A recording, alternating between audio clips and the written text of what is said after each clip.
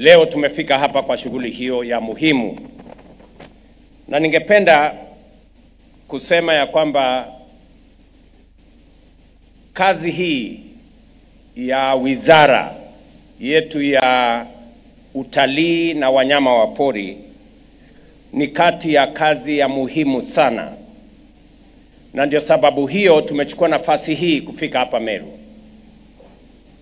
Na nataka niwashukuru ndugu zangu watu wa Meru kwa imani yenu, kwa ushirika wenu na kwa umoja ambao naona imekita mizizi hapa Meru kwa sasa. Mimi nasema pongezi kwa yale mambo yanaendelea hapa Meru, hasa umoja wa watu wa Meru County na ushirikiano na mshikamano ambaye mko nayo kama viongozi kwa ajili ya kushughulika na mambo ya maendeleo ya sehemu hii. Nilikuwa hapa Meru majuzi na niko njiani narudi hapa Meru tena, kwa sababu ya mambo ya maendeleo ya Meru. Kuna yale tumekubaliana ya barabara. Kuna contractors tumewalipa tayari, wamerudi kazini, wengine wanafuata. Kuna maneno ya stima ambayo inaendelea kwa sasa. Nilikuja hapa nikawaeleza ya kwamba tumewapatia 1.8 billion ya mambo ya stima ya Meru, na hiyo kazi inaendelea katika kila constituency. Hao wabunge wetu wanajua hiyo kazi vile inavyoendelea. Niliwaambia vile vile katika ile harakati ya msukumo wa taifa letu la Kenya, tutawawezesha vijana wetu wajumuike katika ujenzi wa aina mbalimbali. Mambo ya affordable housing, mambo ya markets, mambo ya hostels, hizo kazi zote ambazo zinaendelea kwa sasa mnaziona sehemu mbalimbali ya taifa letu la Kenya, ikiwemo hapa Meru, na nitakuja hapa hivi karibuni tuweze kupangana na nyinyi katika harakati hiyo. Niliwaeleza vile vile kuhusu msukumo wetu kwa mambo ya kilimo, na mimi nafurahi ya kwamba leo katika taifa letu la Kenya tunaona tofauti kwa mambo ya kilimo. Chai tumepata malipo zaidi, kahawa imeongezeka malipo zaidi, maziwa vile vile nyinyi kama watu wa Meru mko mstari ya mbele. Ile Meru Dairy is the largest dairy today in the Republic of Kenya. Mimi nasema pongezi kwenu. Na ile malipo ilikuwa chini kwa maziwa pale mbeleni, na furahi ya kwamba kwa msukumo wetu, kwa kushirikiano na stakeholders tofauti, tunaona bei ya maziwa inazidi na kupanda bei ili iwe manufaa kwa wakulima. Na washukuru vile vile kwa sababu ya uzalendo wenu. Meru hii inajulikana kwa mambo ya kilimo. Kenya imepiga hatua ya kusonga mbele, na tumekubaliana ya kwamba mambo ya kilimo ishughulikiwe. Tuko na wale tunawaita wanaosaidia wakulima, agripreneurs. Tuko na program ya subsidized fertilizer, tuko na program ambazo inasaidia wakulima katika sehemu mbalimbali, na nia yetu ni kuhakikisha kwamba tunaondoa aibu ya njaa katika taifa letu la Kenya kwa kuzalisha chakula ya kutosha. And I must congratulate Meru for producing more food than Meru needs, and therefore you are helping us feed the rest of Kenya. Na mimi nataka niseme asante sana kwa hiyo shughuli mnafanya. Nataka niwashukuru vile vile kwa sababu tulikubaliana maneno ya masomo ya watoto wetu, na niliwaeleza ya kwamba tutaweka taratibu ya sawasawa. Ile mpango ya CBC tuinyoroshe vizuri, tuajiri walimu zaidi, tuhakikishe ya kwamba tuna pesa ya kusimamia mambo ya education ya university na TVET na yale mengine. Na mimi nataka niwahakikishie kwamba mwaka huu tena katika budget yetu tutaajiri walimu wengine 24,000 ndio tufikishe walimu 1,100 ambao watashughulika na masomo ya watoto wetu wa Kenya, ili mtoto hata mmoja Kenya asiwachwe nyuma katika masomo, kwa sababu masomo ndio inatupatia usawa kama wananchi wa taifa letu la Kenya. So we are going to work together. Na mbali na mambo haya yote na msukumo ambayo tuko nayo kwa kilimo, msukumo kwa mambo ya muundo msingi ya barabara na stima, na msukumo ile ambayo tuko nayo kwa mambo ya masomo ya watoto wetu, vile vile tuko na umuhimu katika sekta hii ya mambo ya utalii na wanyama wa pori. Na ningependa kuwaelezea mambo kadhaa ambayo tulikubaliana kama serikali tutahakikisha kwamba kazi hiyo inaendelea kwa taratibu ya sawa sawa. Pale 2022 wale ambao ni rangers na wardens ambao wanatusaidia kulinda wanyama wa pori na kusimamia national parks, game reserves yetu katika Kenya walikuwa wachache mno. Ndio nikaamurisha KWS waajiri vijana wengine 1,500. Na nafurahi ya kwamba hawa vijana walihitimu mwaka uliopita. Sasa wameingia katika kusimamia park zetu, wanyama wetu katika sehemu mbalimbali, na tunaanza kuona tofauti. Vile vile nilisema ya kwamba ili wanyama wetu wawe salama na tuweze kuhakikisha kwamba tunasimamia kwa njia ya sawa sawa, pia tuwe na magari. Kiongozi mmoja wetu hapa, senator, amesema tunataka magari zaidi. Mwaka uliopita tulinunua magari 100 ya KWS ya kuhakikisha kwamba wanyama wetu in different parts, in different national parks wanasimamiwa vizuri, na vile vile tunapunguza ile human wildlife conflict kwa kuhakikisha kwamba officers wetu, wardens na rangers wako pale kuhakikisha kwamba kazi hiyo inaendelea vizuri. So ya kwanza tulihakikisha kwamba tunaajiri vijana zaidi. Ya pili tumewapangia magari ndio ile kazi wanayofanya iwe efficient. Na ya tatu tukasema yale malipo yanapatikana katika national parks zetu.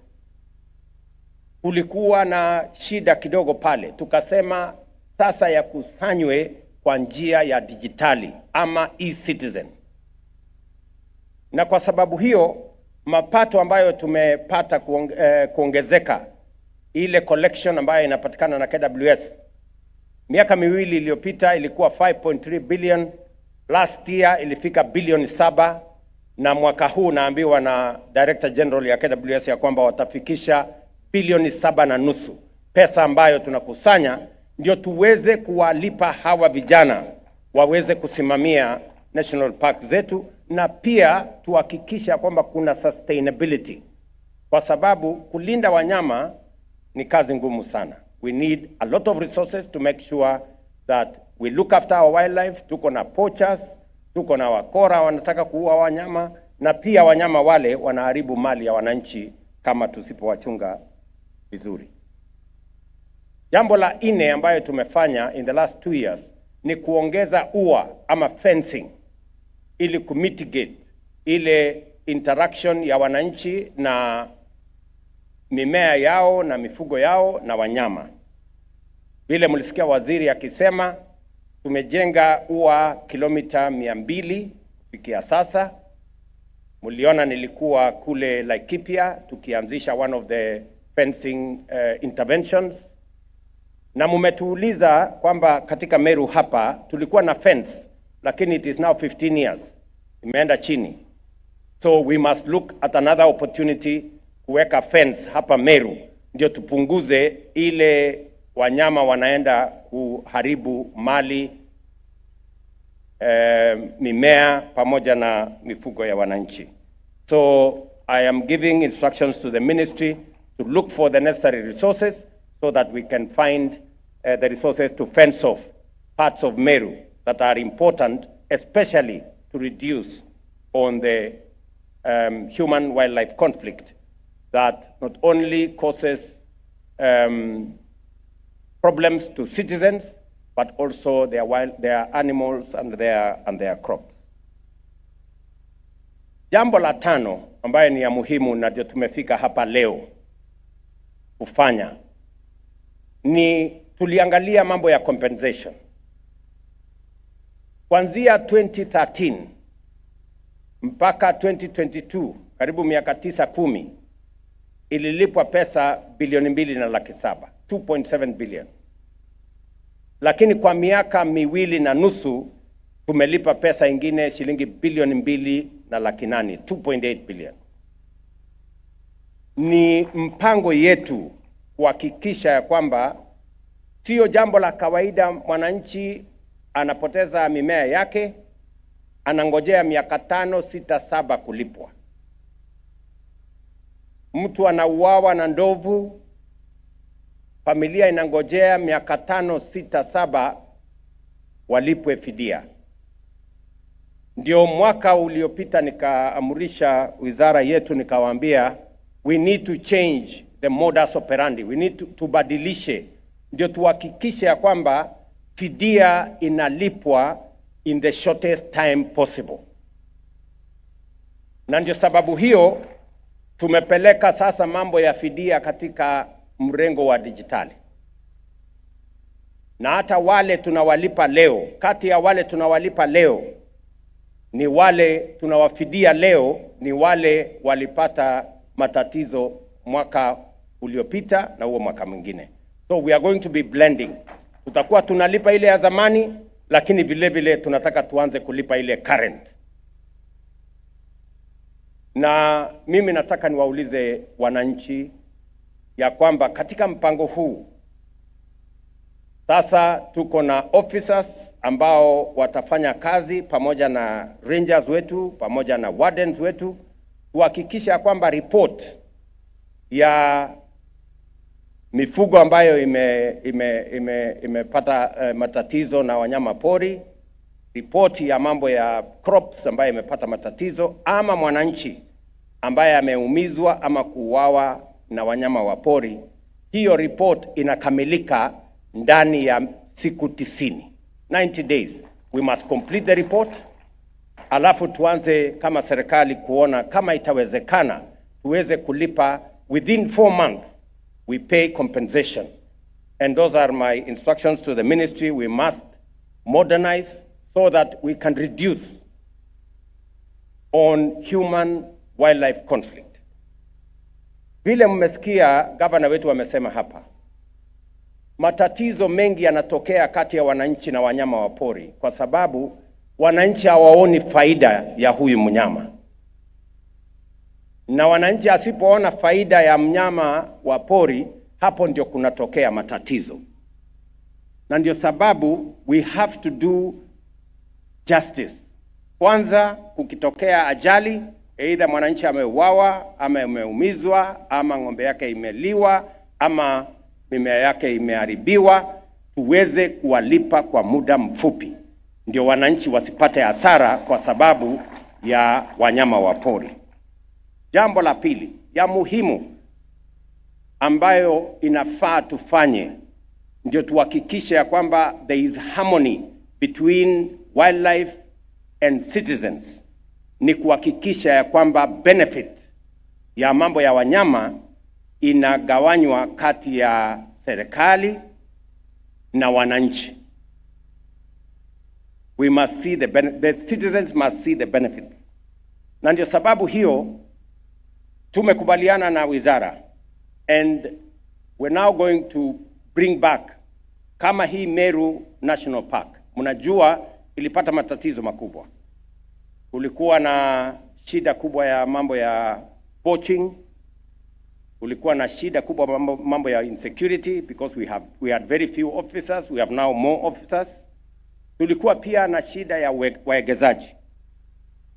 The good news ni kwamba sasa KWS na wizara yetu wamepatiana leseni leasing ya hoteli 3 sasa katika Meru National Park. Na napenda yale yamesemekana hapa kwamba local investors pia wajumuishwe katika investment katika Meru National Park hapa. Mimi najua ya kwamba kuna watu wenye wanaweza kuendesha mambo ya hoteli hapa. So mjipange, kwa sababu watalii hawawezi kufika hapa National Park if they have nowhere to come and sleep. If they have nowhere to come and kutafuta chakula, kutafuta malazi. Na ndio sababu hiyo already pale Meru Mulika, mkifika pale tumeanza mwegezaji ameanza kujenga. We have another 3 facilities and we have another 6 facilities in the neighboring Kora National Park, so that we can encourage tourists to come to Meru National Park. Sio Meru National Park peke yake ambayo tumeongeza facilities. We have another 40 facilities in different parks in Kenya as we enhance facilities for tourism in our country. Kwa hivyo,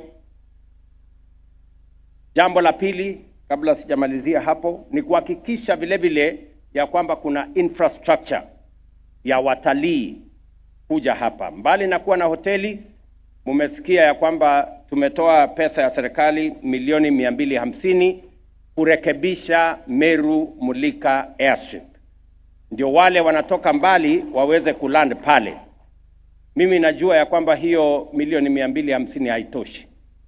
We need another almost 240 million. And government of Kenya is going to make those resources available so that we can unlock the potential that exists in Meru National Park by making sure that there are hotel facilities and there is transport infrastructure to support the tourism potential and unlock that potential for the good of Meru and for the good of Kenya.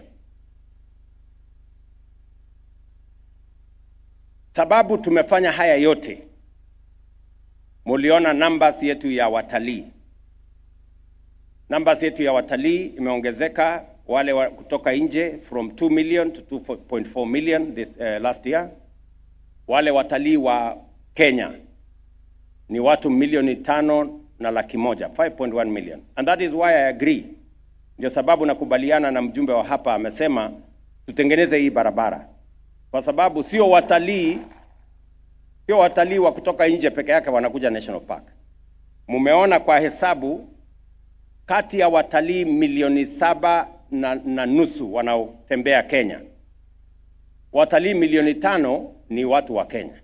Local tourism ndio wanaenda katika all our facilities. Therefore, it is important for us to facilitate citizens by making sure that there is sufficient infrastructure, barabara, vifaa ya wananchi kutumia katika national park zetu. Na ndio sababu tumepatia leseni hoteli zingine 40, because it is becoming clear that local tourism is the biggest part and portion of tourism that is supporting our economy. Hata ingawaje wale wanatoka nje ndio wanatuletea pesa za kigeni, lakini pia pesa zetu za Kenya ni sehemu kubwa ya mapato katika sekta hii ya utalii na wanyama wa pori. Wananchi ambao wanatembea kama watalii wameongezeka, wageni kutoka nje wameongezeka kutoka 2 mpaka 2.4 million. Mpango yetu ni kusukuma hiyo numbers ili tuweze kufikisha 3 million na baadaye tufikishe 5 million. Mapato ambayo yamepatikana katika sekta hiyo imeongezeka kutoka 377 billion in the previous year to 400, I was given the numbers here, to 452 billion. So there is huge potential for earnings that is coming from the tourism sector. Na ndio sababu itatubidi sote sisi tushirikiane katika harakati ya kusimamia sekta hii. So as we do whatever we are doing in all the other sectors, in our agriculture, in education, in health, in our agricultural sector, we must also unlock the potential that exists in our tourism and wildlife sector. Na ndio pia sababu serikali ya Kenya inajenga sasa the biggest conference facility.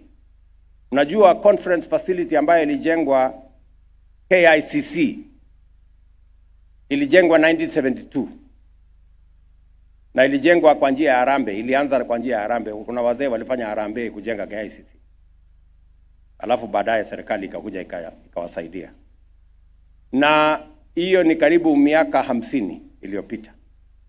Lakini sasa tunajenga a modern conference facility at Bomas, ambaye itatusaidia vile vile kuleta wageni wengi ambao wanakuja conferencing, ili wakifika pale Bomas pia tuwaambie kuna Meru National Park, wakuje hapa wajivinjari, walete pesa, ndio Meru isonge mbele na Kenya isonge mbele. Vile Mheshimiwa Governor amesema, tulikuwa na matatizo hapa ya mwekezaji mmoja ambaye mali yake iliharibika na ikawa mambo imefika kotini. Rais wa kule Ufaransa akanipigia simu kuniambia mwekezaji wa kutoka nchi ya Ufaransa alipata matatizo hapa kwetu. Mambo ikaenda tegemnege mpaka kotini. Huyu governor na ndugu zake wakakuja wakaniuliza, na sasa nataka niwatangazie ya kwamba serikali ya Kenya itachukua mzigo badala ya county government ya Meru. Tutafanya negotiation na huyo investor, tutaongea na yeye, alafu baadaye tulipane na yeye, watu wa Meru wasiingie katika matatizo, na pia sifa ya Meru isiharibike kwa waegezaji wengine ambao watataka kuegeza hapa Meru County, so that we can protect the name of this county and the name of the national park in Meru here, so that we can attract more investors to come and set up camp and work with us as we look at what we need to do going into the future. Mimi niko na maneno kidogo.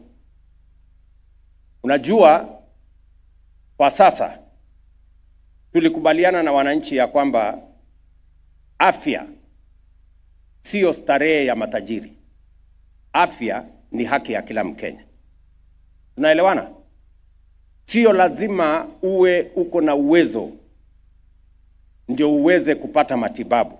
Hapana.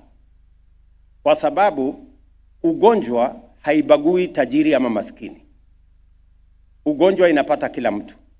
Ni kweli ama si kweli? Na ndio tukasema ya kwamba lazima tuwe na mfumo wa afya ambayo itasawazisha Wakenya wote. Usiwe na tofauti ya mtu mwenye yako na uwezo na mwenye hana uwezo. Na ndio tukasema tunataka kubadilisha mfumo wa afya wa Kenya ili tuwe na afya ya universal ambayo inajumuisha wananchi wote. Hiyo mfumo ilikuwa mbeleni ya NHIF. Ilikuwa ya wale wako na uwezo, wako na ajira na wako na payslip. Lakini tukasema wale wenye payslip ni watu wachache, pengine 3,000,000. Hao wananchi wengine wote hawana payslip. Ama nyinyi mko na payslip hapa Meru? Mko na barua ya kuajiriwa? So tukasema tubadilishe ili kila mwananchi, uwe na kazi, usiwe na kazi, uwe na uwezo, usiwe na uwezo, uwe na payslip, usiwe na payslip, pia na wewe uweze kwenda hospitali na ukatibiwa, na tuwe na mpango ambayo itakulipia, ambayo inasimamiwa na serikali ya Kenya. Na ndio sababu hiyo tukaanzisha mfumo wa SHA ambayo tunafanya pamoja na counties.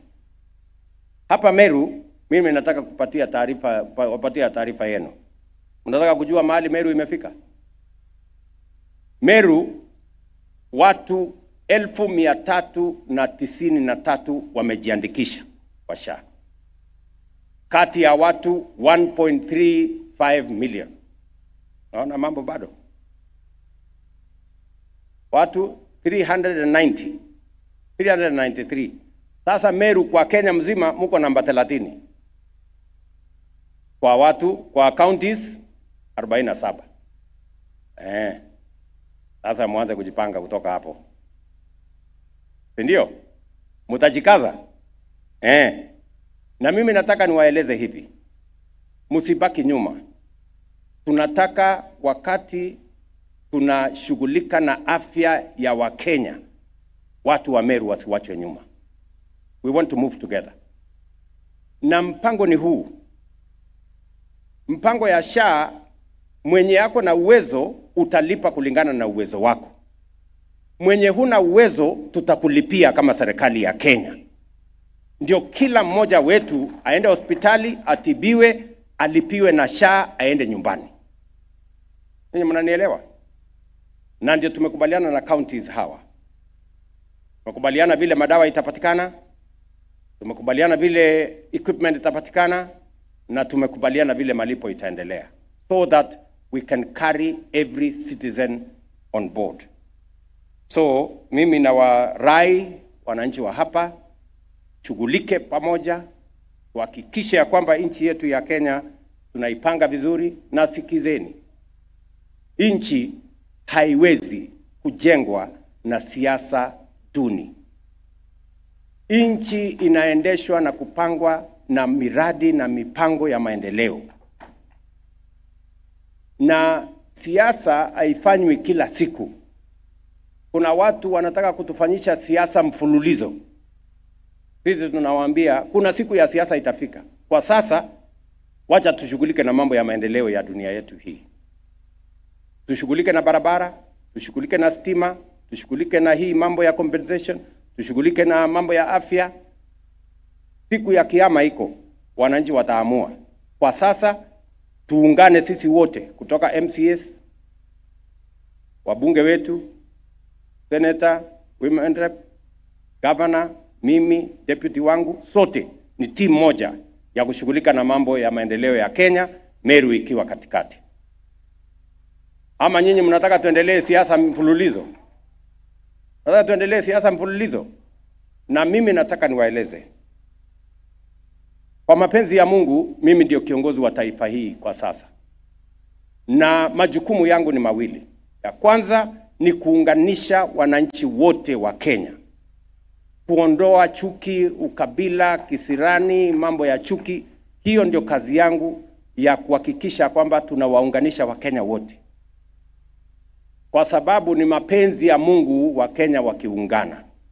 Na jambo la pili ni kushughulika na mambo ya maendeleo ya taifa letu la Kenya. Na hiyo kazi nitafanya na bidii, kwa sababu Kenya imecheleweshwa miaka nyingi na siasa duni, siasa ya ukorofi na chuki na ukabila na mambo yale mengine ambayo haisaidii mtu. Tunataka tushirikiane. Na mimi nataka niwashukuru watu wa hapa sehemu hii kwa kunipatia huyu muungwana anaitwa Profesa Kithure Kindiki. Huyu muungwana, niwaambie, sasa niko na deputy. Huyu anaelewa barabara, anajua stima, anajua mpango ya serikali ya SHA, ni mtu mwadilifu. That is how we are going to change Kenya. Nyinyi mnanielewa? Yes. Ananisaidia kusukuma hii gurudumu. Mumemuona sehemu mbalimbali akisukuma gurudumu ya Kenya. I am very proud that I have a deputy who understands government, who understands what we are doing in agriculture, who understands what we are doing in infrastructure, who understands what we are doing in education, who understands what we are doing in health, and is supportive to the ministers and to me to make sure that Kenya is going forward. Sio mtu ya kisirani, sio mtu ya hasira, sio mtu ya chuki, sio mtu ya ukabila, ni mtu anaelewa Deputy President si mtu ya Meru. Deputy President ni wa Republic of Kenya.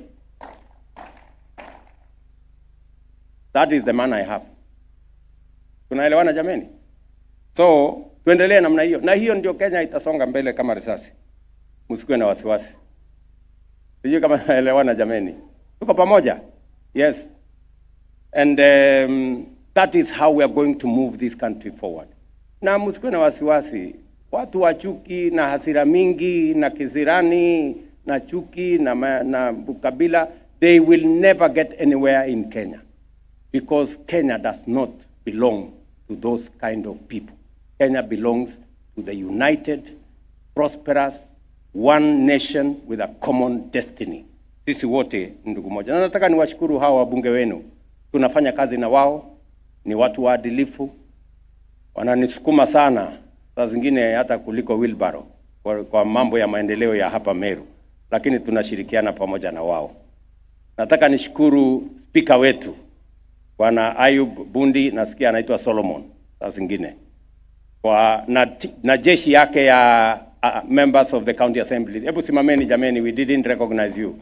Tuwapigie makofi hao wangwana member wa county assembly yetu. Thank you very much, ladies and gentlemen, for your solidarity and working together with the leaders of this county. You can count on my support as we make Meru great and as we make Kenya great.